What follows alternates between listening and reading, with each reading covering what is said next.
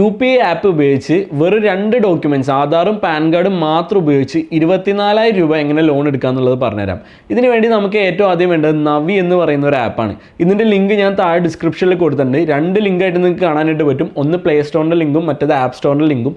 നിങ്ങളുടെ ഡിവൈസ് ഏതാണോ അതിന് വേണ്ടിയിട്ടുള്ള ലിങ്ക് ഓപ്പൺ ചെയ്തിട്ട് ആ ആപ്പ് ആദ്യം ഡൗൺലോഡ് ചെയ്യുക. അതിനുശേഷം ആ ആപ്പ് ഓപ്പൺ ചെയ്യുക. എന്നിട്ട് ഇവിടെ താഴത്തോട്ട് സ്ക്രോൾ ചെയ്ത് കഴിയുമ്പോൾ ഇവിടെ ഗെറ്റ് അപ് ടു 24,000 എന്ന് പറഞ്ഞിട്ടൊരു ഓപ്ഷൻ കാണും. അത് ക്ലിക്ക് ചെയ്ത് കൊടുക്കുക. അപ്പോൾ നേരെ നിങ്ങളെ ഗൂഗിൾ ക്രോമിലോട്ട് വേറൊരു വെബ്സൈറ്റിലോട്ട് റീഡയറക്ട് ചെയ്യും. ഇവിടെ നിങ്ങൾക്ക് കാണാനായിട്ട് പറ്റും use credit line without interest on UPI എന്ന് പറഞ്ഞിട്ട്. ഈ ഹോൾ പ്രോസസ്സിന്റെ പേരാണ് ക്രെഡിറ്റ് ലൈൻ. ഇതെങ്ങനെ വർക്ക് ആവണമെന്ന് പറഞ്ഞു കഴിഞ്ഞാൽ നമ്മുടെ ലോണും ക്രെഡിറ്റ് കാർഡും ഇല്ലേ, ഏകദേശം ഇതിന്റെ രണ്ടിന്റെയും കൂടി ഒരു കോമ്പിനേഷൻ ആയിട്ട് വരും. ഇത് ആദ്യം എങ്ങനെ അപ്ലൈ ചെയ്യേണ്ടതെന്നുള്ളത് പറഞ്ഞുതരാം, എന്നിട്ട് ഇത് എന്താണെന്നുള്ളത് ഡീറ്റെയിൽ ആയിട്ട് പറഞ്ഞുതരാം. അതിനുവേണ്ടി ഈ കാണുന്ന ഗെറ്റ് അപ് ടു 24,000 എന്നുള്ള ബട്ടണിൽ ക്ലിക്ക് ചെയ്യുക. അപ്പോൾ അൺലോക്കിംഗ് യുവർ സ്പെഷ്യൽ ഓഫർ എന്ന് എഴുതി കാണിച്ചിട്ട് യുവർ അപ്രൂവ്ഡ് ക്രെഡിറ്റ് ലൈൻ 24,000 എന്ന് പറഞ്ഞിട്ട് എഴുതി വരും. ഇവിടെ നിങ്ങളുടെ അടുത്ത് നിങ്ങളുടെ ആധാറും പാൻ കാർഡും പിന്നെ ഒരു വീഡിയോ വെരിഫിക്കേഷനും കംപ്ലീറ്റ് ചെയ്യാൻ പറയും. ആദ്യം തന്നെ ആധാർ കാർഡിന്റെ ഡീറ്റെയിൽസ് കൊടുക്കുക. ഈ കാണുന്ന കണ്ടിന്യൂ ബട്ടൺ ക്ലിക്ക് ചെയ്തിട്ട് നിങ്ങളുടെ ആധാർ നമ്പർ എൻ്റർ ചെയ്ത് കൊടുക്കുക. എന്നിട്ട് ഈ കാണുന്ന ചെറിയ ബോക്സ് ടിക്ക് ചെയ്ത് കൊടുത്തിട്ട് ഗെറ്റ് OTP എന്നുള്ളത് കൊടുക്കുക. എന്നിട്ട് നിങ്ങൾക്ക് കിട്ടിയ OTP അവിടെ എൻ്റർ ചെയ്ത് കൊടുക്കുക. ഇനി നമുക്ക് പാൻ കാർഡ് വെരിഫൈ ചെയ്യണം. അതിന് വേണ്ടിയിട്ട് നമുക്ക് 2 ഓപ്ഷൻ ഉണ്ട്. ഒന്ന് ഡിജി ലോക്കർ വഴി, മറ്റേ നമ്മൾ മാനുവൽ ആയിട്ട് ഫോട്ടോ പാൻ കാർഡിന്റെ എടുത്തിട്ട് അപ്ലോഡ് ചെയ്ത് കൊടുക്കുന്നത്. ഇത് ഡിജി ലോക്കർ ആണെങ്കിൽ കുറച്ചുകൂടി സ്പീഡായിട്ട് ഈ വെരിഫിക്കേഷൻ കംപ്ലീറ്റ് ആവും. നമുക്കിവിടെ ഡിജി ലോക്കർ ത്രൂ എങ്ങനെ ചെയ്യണമെന്നുള്ളത് നോക്കാം. നിങ്ങൾക്ക് ഡിജി ലോക്കറിൽ ചെയ്യാൻ താല്പര്യമില്ലെങ്കിൽ രണ്ടാമത്തെ ഓപ്ഷൻ ആയിട്ടുള്ളതിൽ കൊടുത്തിട്ട് നിങ്ങൾക്ക് ജസ്റ്റ് പാൻ കാർഡിന്റെ ഫ്രണ്ടിലും ബാക്കിലും ഫോട്ടോ ആഡ് ചെയ്ത് കൊടുത്താൽ മതി.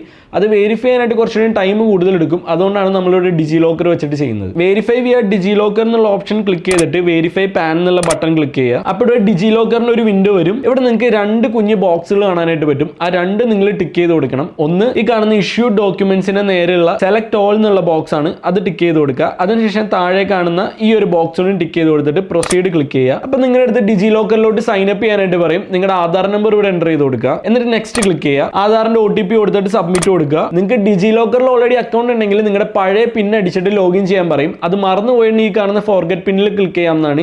ഇനി നിങ്ങളൊരു പുതിയ യൂസർ ആണെങ്കിൽ പുതിയ പിന്നും കാര്യങ്ങളൊക്കെ കൊടുത്തിട്ട് ഒരു അക്കൗണ്ട് ക്രിയേറ്റ് ചെയ്തിട്ട് ലോഗിൻ ചെയ്യാവുന്നതാണ്. വീണ്ടും ഈ കാണുന്ന ചെറിയ ബോക്സ് ടിക്ക് ചെയ്ത് കൊടുക്കുക. അതിനുശേഷം അലോ എന്നുള്ള ബട്ടൺ ക്ലിക്ക് ചെയ്യുക. അടുത്താണ് വീഡിയോ KYC. ഈ കാണുന്ന സ്റ്റാർട്ട് വീഡിയോ കോൾ എന്നുള്ള ബട്ടൺ ക്ലിക്ക് ചെയ്തിട്ട് നിങ്ങളുടെ മൈക്കും ക്യാമറയുടെയും പെർമിഷൻ അലോ ചെയ്ത് കൊടുത്തിട്ട് നിങ്ങൾക്ക് വീഡിയോ കോൾ സ്റ്റാർട്ട് ചെയ്യാവുന്നതാണ്. അതിന് ഏജന്റ് ലൈവ് ആണെന്നുള്ളത് നോക്കുക. ഇത് എനിക്ക് ആകെ ഒരു 40 സെക്കൻഡ് 30 സെക്കൻഡ് എടുത്തുള്ളൂ. എൻ്റെ പേര്, ഡേറ്റ് ഓഫ് ബർത്ത്, അഡ്രസ്സ്, ഈ 3 കാര്യങ്ങൾ മാത്രം എന്നോട് ചോദിച്ചുള്ളൂ. വീഡിയോ വെരിഫിക്കേഷൻ കഴിഞ്ഞ് കഴിയുമ്പോൾ ഓഡിറ്റിംഗ് ഇൻ പ്രോഗ്രസ് എന്ന് പറഞ്ഞിട്ട് ഇവിടെ എഴുതി വരും. ഇത് പെട്ടെന്ന് വെരിഫൈ ആയി കിട്ടും എന്നാണ് അവർ പറയുന്നത്. എൻ്റെ ഫ്രണ്ടിന് പെട്ടെന്ന് കിട്ടി, 3-4 മിനിറ്റ് ആകെ എടുത്തുള്ളൂ. പക്ഷേ എനിക്ക് 12 മണിക്കൂർ എടുത്തെടുത്ത്. നിങ്ങൾ അതുകൊണ്ട് ഒരു ദിവസം വെയിറ്റ് ചെയ്യുക. ഒരു 24 മണിക്കൂർ എന്നുള്ള രീതിയിൽ നിങ്ങൾ കാൽക്കുലേറ്റ് ചെയ്ത് വെച്ചോ. അത് കഴിഞ്ഞ് കഴിയുമ്പോൾ വീണ്ടും ഈ വിൻഡോയിൽ വന്ന് നോക്കി കഴിഞ്ഞ് കഴിയുമ്പോൾ ഇവിടെ കണ്ടിന്യൂ എന്ന് പറഞ്ഞു വന്നേക്കുന്നത് കാണാനായിട്ട് പറ്റും. അതിൽ ക്ലിക്ക് ചെയ്ത് കഴിഞ്ഞ് കഴിയുമ്പോൾ നിങ്ങളുടെ മെയിൽ ഐഡിയും ഫാദേഴ്സ് നെയിമും അടിക്കാനായിട്ട് പറയും. അത് രണ്ടും എൻ്റർ ചെയ്ത് കൊടുക്കുക. എന്നിട്ട് കംപ്ലീറ്റ് KYC വെരിഫിക്കേഷൻ എന്നുള്ള ബട്ടണിൽ ക്ലിക്ക് ചെയ്യുക. അപ്പോൾ ഇങ്ങനെ ഒരു വിൻഡോയിൽ വരും. ഇവിടെ സ്ക്രോൾ ടു ബോട്ടം എന്ന് പറഞ്ഞൊരു ബട്ടൺ ഉണ്ട്. ഒന്നിൽ അതിൽ ക്ലിക്ക് ചെയ്യുക, അല്ലെങ്കിൽ നേരെ സ്ക്രോൾ ചെയ്ത് താഴത്തോട്ട് പോയിട്ട് ഐ അണ്ടർസ്റ്റാൻഡ് എന്നുള്ളത് ക്ലിക്ക് ചെയ്ത് കൊടുക്കുക. അതിനുശേഷം ഇങ്ങനെ ഒരു വിൻഡോ വരും. ഇവിടെ ലിങ്ക് ടു നവി UPI എന്ന് പറഞ്ഞ് എഴുതിയിട്ട് ലിങ്ക് നൗ എന്ന് പറഞ്ഞൊരു ബട്ടൺ കാണും. അതിൽ ക്ലിക്ക് ചെയ്ത് കൊടുക്കുക. അപ്പോൾ നേരെ നിങ്ങളുടെ നവി ആപ്പിലോട്ട് ഇത് റീഡയറക്റ്റ് ആയിട്ട് അവിടെ നിങ്ങളുടെ ഈ ഒരു അക്കൗണ്ട് ഇങ്ങനെ കാണിച്ചേക്കുന്നത് കാണാനായിട്ട് പറ്റും. അതിൽ സെലക്ട് ചെയ്ത് കഴിയുമ്പോൾ സെറ്റ് UPI പിൻ എന്ന് പറഞ്ഞൊരു ഓപ്ഷൻ വരും. അത് സെലക്ട് ചെയ്ത് കൊടുക്കുക. അതിനുശേഷം ഈ കാണുന്ന വിത്ത് ആധാർ കാർഡ് എന്നുള്ള ബോക്സ് ടിക്ക് ചെയ്ത് കൊടുക്കുക. ഈ ഒരു ചെറിയ ബോക്സും ടിക്ക് ചെയ്ത് കൊടുത്തിട്ട് കണ്ടിന്യൂ ക്ലിക്ക് ചെയ്യുക. അപ്പോൾ ഇവിടെ നിങ്ങളുടെ ആധാർ കാർഡിന്റെ ആദ്യത്തെ 6 ഡിജിറ്റ്സ് എൻ്റർ ചെയ്യാനായിട്ട് പറയും. അത് എൻ്റർ ചെയ്ത് കൊടുക്കുക. എന്നിട്ട് സെൻഡ് OTP ക്ലിക്ക് ചെയ്തിട്ട് ആ വരുന്ന OTP അവിടെ എൻ്റർ ചെയ്ത് കൊടുക്കുക. ആധാറിന്റെ OTP വന്നതിന്റെ കൂടെ തന്നെ ഒരു ബാങ്ക് OTP കൂടി വന്നിട്ടുണ്ടാവും. അതും കൂടി അവിടെ എൻ്റർ ചെയ്ത് കൊടുത്തിട്ട് സബ്മിറ്റ് കൊടുക്കുക. അത് കഴിയുമ്പോൾ നിങ്ങളുടെ അടുത്ത് UPI നമ്പർ എൻ്റർ ചെയ്യാനായിട്ട് പറയും. നിങ്ങൾ ഒരു പുതിയ UPI നമ്പർ എൻ്റർ ചെയ്ത് കൊടുക്കുക. ഇവിടെ UPI പിൻ ഒന്നും കൂടി കൺഫേം ചെയ്ത് എൻ്റർ ചെയ്യാനായിട്ട് പറയും. അവിടെ എൻ്റർ ചെയ്ത് കൊടുക്കുക. എന്നിട്ട് ഈ കാണുന്ന സബ്മിറ്റ് ബട്ടൺ ക്ലിക്ക് ചെയ്ത് കഴിയുമ്പോൾ ക്രെഡിറ്റ് ലൈൻ എന്നുള്ള ഒരു ഹെഡിങ്ങിന്റെ അണ്ടറിൽ കർണാടക ബാങ്കിന്റെ ഒരു അക്കൗണ്ട് വന്നേക്കുന്നത് കാണാൻ പറ്റും. അത് സെലക്ട് ചെയ്ത് കൊടുക്കുക. അപ്പോൾ ഇവിടെ റിമൈനിങ് ലിമിറ്റ് എന്ന് പറഞ്ഞിട്ട് 24,000 രൂപ കാണിച്ചേക്കുന്നത് കാണാനായിട്ട് പറ്റും. ഇവിടെ കർണാടക ബാങ്ക് എന്ന് വരാനായിട്ടുള്ള കാരണം നവി ആപ്പും കർണാടക ബാങ്കും തമ്മിൽ ഒരു പാർട്ണർഷിപ്പ് കൊളാബ് ചെയ്തിട്ടാണ് ഇങ്ങനെ ഒരു credit line system Navi app through നമുക്ക് തരുന്നത്. അതുകൊണ്ടാണ് ഇവിടെ കർണാടക ബാങ്ക് അക്കൗണ്ടിൽ നമുക്ക് ഇങ്ങനെ 24,000 രൂപ എന്നുള്ള രീതിയിൽ കാണിക്കുന്നത്.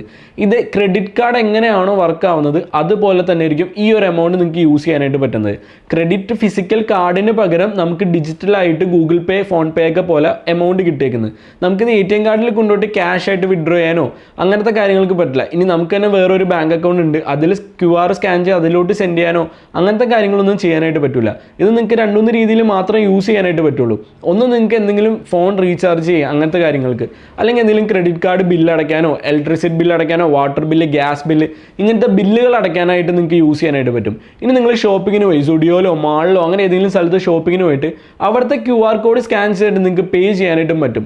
നിങ്ങൾക്ക് ഒരു കാരണവശാലും പേഴ്സണൽ അക്കൗണ്ടുകൾ, ഇനിയിപ്പോൾ നിങ്ങളുടെ വീടിൻ്റെ തൊട്ടടുത്തുള്ള ഒരു ലോക്കൽ ഷോപ്പിലോട്ടാണ് പോയേക്കുന്നത്, അവിടെ ഒരു കറണ്ട് അക്കൗണ്ടോ അല്ലെങ്കിൽ ഒരു ബിസിനസ് അക്കൗണ്ടോ ബാങ്ക് അക്കൗണ്ടോ അല്ല ആൾ വെച്ചേക്കുന്നത്, അതിന് പകരം ആളുടെ പേഴ്സണൽ ബാങ്ക് അക്കൗണ്ടിൻ്റെ QR കോഡാണ് വെച്ചേക്കുന്നത്. ഒരു ചെറിയ ഷോപ്പ് ആണെങ്കിലൊക്കെ ഇത് സ്കാൻ ചെയ്യുന്ന നേരത്ത് വർക്ക് ആവില്ല. അപ്പോൾ നിങ്ങൾ ഒരു കാര്യം കൺഫേം ആക്കണം, ബിസിനസ് അക്കൗണ്ട് അല്ലേ കറണ്ട് അക്കൗണ്ട് അല്ലേ എന്നുള്ളത് കൺഫേം ആക്കണം.